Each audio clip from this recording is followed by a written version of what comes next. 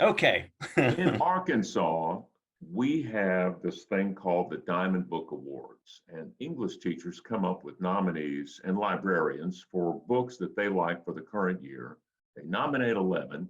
Kids have to read at least 3 of the 11 books to vote, but thousands of Arkansas students vote on these books. You were a nominee, and not only that, Dinosaur on the 13th floor won the 2020-2021 It Diamond Book did? Award. Oh, you guys didn't tell me that. Oh, wow. Oh, wow. Gosh. And Thank it's quite you, an honor because everybody. kids vote on this. Yeah. Wow. Thank you. Wow. Gosh, I did not suspect that. I thought you were going to be talking to me and everybody else, because that was a great.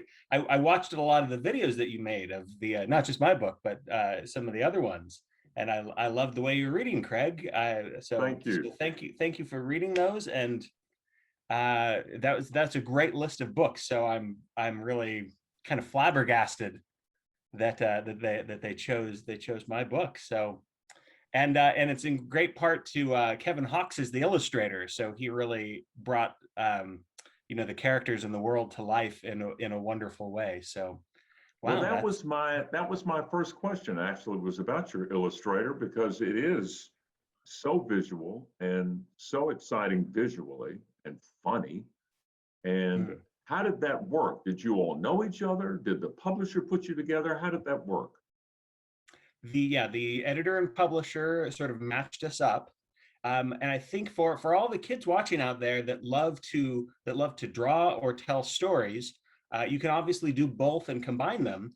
But sometimes if you're better at one, like if you're better at drawing, you can bring other people's stories to life. Or if you're like me, I love to draw and doodle, but I'm not as wonderful as people like Kevin Hawkes. And so what I like to do with my stories is I like to imagine that I'm giving a gift to an illustrator, that I'm trying to create a world that's so interesting that the illustrator would fall in love with the idea and really strive to bring it to life.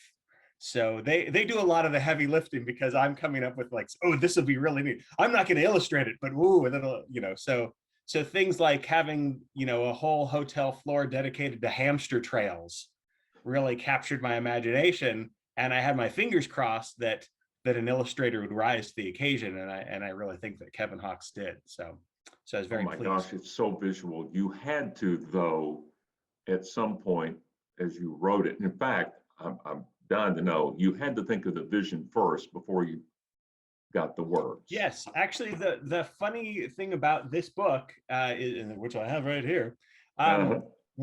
when I come up with some of my ideas, I start with a journal and blank pages, and I do little kind of stick figure drawings, or very just kind of very primitive drawings. But I think it's important to think visually because I want there to be a good page turn.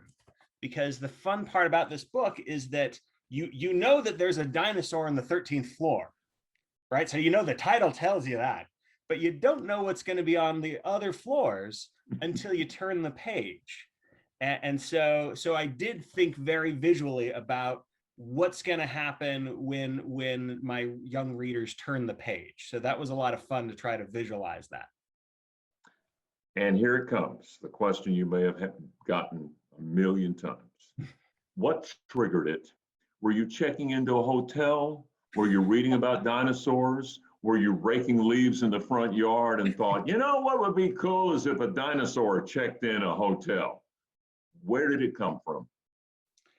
I think it came from, well, I'm very much inspired by things like the Muppet Show, a lot of different like Warner Brothers cartoons and things like that. So I do like worlds where people and animals are living together in the same kind of society. So it's not like there's pets in this world really. If there's a mouse, he's checking into the hotel too.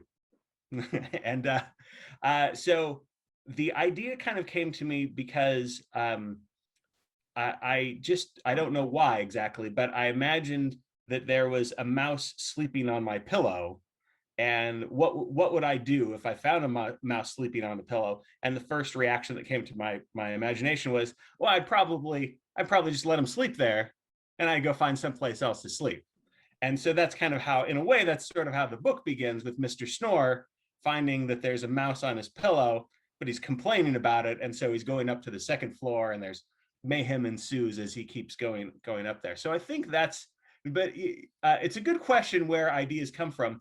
I don't really know exactly how I thought of the dinosaur being at the top, but it must have been a natural, it's been a while now, it must have been a natural progression going from a mouse, very small thing, to a T-Rex, a very big thing. Is there going to be a sequel? There is going to be a sequel. I can give you a little little preview. Or is it already out there, Wade?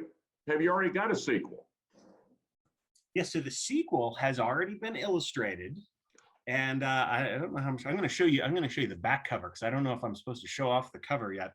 The sequel takes place at the Shermore Hotel. It does have Mr. Snore in it as our main character, but it has a new character in it. This is again, it's illustrated by Kevin Hawks. This is the back cover of the back of the book, and the book is called "There's a Dodo on the Wedding Cake."